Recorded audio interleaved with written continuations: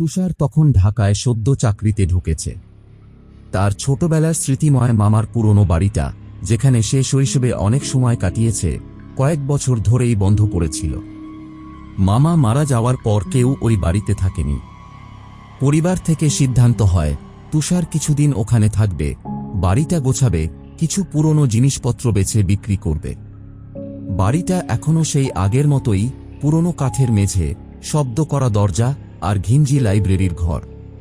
সেই ঘরটাই ছিল তার মামার প্রিয় জায়গা।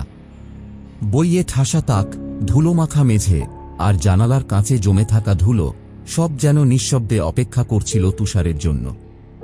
এক বিকেলে সে পুরনো বই ঘাঁটতে ঘাঁটতে একটা কালচে, চামড়ার বাঁধাই করা ডায়েরি পায়।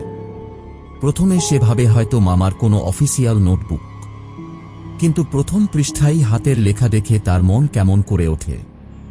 এই জিনিসটা আমার পেছনে লেগে আছে। আমি জানি কেউ বিশ্বাস করবে না, কিন্তু আমি এখন আর একা নই। তুষার একটু হেসে নেয়। ভাবল, হয়তো মামা শেষ বয়সে মানসিকভাবে দুর্বল হয়ে পড়েছিলেন। কিন্তু কৌতূহল তাকে ডায়েরির পাতা উল্টাতে বাধ্য করে। এক রাত, সেই রাতে তুষার ডায়েরির অর্ধেক পড়ে। সেখানে মামা বর্ণনা করেছেন কিভাবে এক রাতে ঘুম থেকে উঠে দেখতে পান তার ঘরের দরজাটা অল্প অল্প খুলে যাচ্ছে। তিনি ভাবেন হাওয়া, কিন্তু পরের রাতে একই ঘটনা ঘটে। এবার দরজার ফাঁক দিয়ে কারো ছায়া দেখা যায়। তুষার ভাবছিল এটা নিছক কাকতালীয় ঘটনা হবে। রাতে ঘুমোতে গিয়ে হঠাৎ তার মনে হয় যেন কেউ তার ঘরের জানালা দিয়ে তাকিয়ে আছে। সে পর্দা সরিয়ে দেখে কিছুই না, অন্ধকার। সে ঘুমাতে চেষ্টা করে। 2 রাত। তুষার এবার ডায়েরির আরও গভীরে ঢোকে। মামা লিখেছেন, সে এখন আমার ঘরের ভেতর ঢুকছে। আয়নায় তাকে দেখি, কিন্তু পেছনে তাকালে সে নেই। তুষার ডায়েরি বন্ধ করে দেয়। আতঙ্কে নয়, বরং অস্বস্তিতে। রাতে তার ঘুম ভেঙে যায় কিছু শব্দে। রান্নাঘর থেকে থালা বাসনের ঠুকঠাক আওয়াজ। সে সাহস করে উঠে দেখে সব ঠিকঠাক। তবে ফিরে এসে দেখে তার ঘরের দরজা খানিকটা খোলা। সে নিশ্চিত ছিল সে দরজা বন্ধ করেই ঘুমিয়েছিল। 3 রাত। তুষার ডায়েরির শেষের দিকে পৌঁছে যায়। সেখানে মামার লেখা পাল্টে গেছে। গোলগাল হাতের লেখার বদলে আঁকা বাঁকা, আঁচড়ের মতো অক্ষর। এক জায়গায় লেখা, ঘরের দেয়ালে এখন শব্দ হয়, সে জানে আমি তাকে বুঝেছি। আর শেষে রক্তরঙা কালিতে লেখা, তোমাকেও খুঁজবে, এখন তুমি তার টার্গেট। তুষার হঠাৎ শীত অনুভব করে।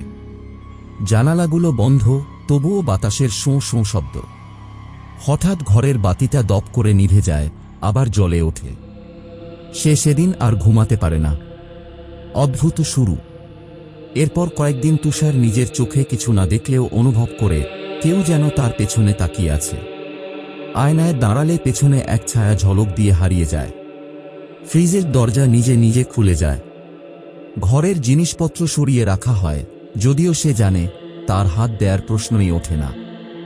একদিন সিসিটিভি লাগানোর কথা ভাবে ফোনে অ্যাপ বসিয়ে রাখে।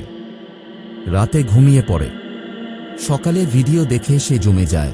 রাত 2:43 তার ঘরের দরজা আপনা থেকেই খোলে। অন্ধকার থেকে হঠাৎ এক ছায়ামূর্তি ঘরে ঢোকে, বিছানার পাশে দাঁড়িয়ে থাকে মিনিট 3, তারপর অদৃশ্য হয়ে যায়। সত্যের মুখোমুখি। তুষার এবার মামার পুরনো বন্ধুকে খুঁজে বের করে, যিনি একই পাড়ায় থাকেন। তিনি বলেন, তোর মামা একসময় খুব নরমাল ছিল, তারপর হঠাৎ করে বদলে যায়। সব সময় বলে ঘরে কিছু আছে।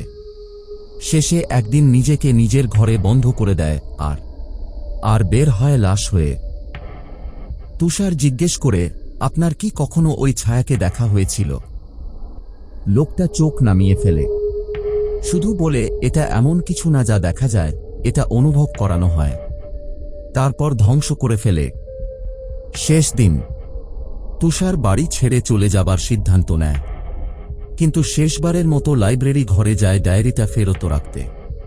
তখনই টেবিলের উপর খোলা ডায়েরির পাতায় নতুন করে লেখা দেখতে পায়, তুষারের নিজের নাম। তুষার, তুমি পালাতে পারবে না। তারপর বাতি নিভে যায়। জানালা থেকে হিমেল ঠান্ডা হাওয়া আসে। দেয়ালে শব্দ হয়, চাই চাই করে যেন কেউ নখ দিয়ে আঁচড়াচ্ছে। সে দৌড়ে বেরিয়ে যায় বাড়ি থেকে। তুষার এখন এক ছোট শহরের ফ্ল্যাটে থাকে, চেষ্টা করে সব ভুলে থাকার। কিন্তু কিছু জিনিস তাকে ছাড়ে না। ঘরের দরজা মাঝে মাঝে নিজে থেকেই খোলে, আয়নায় ছায়া দেখা যায়, ফোনে কারো ফিসফাস শোনা যায় মাঝরাতে। আর প্রতিরাতে ঘুমানোর আগে সে জানে, ডায়েরির শেষ পাতায় এখন তার নাম নেই, কিন্তু কারো না কারো নাম লেখা হচ্ছে। হয়তো আজ রাতেই তোমার নাম।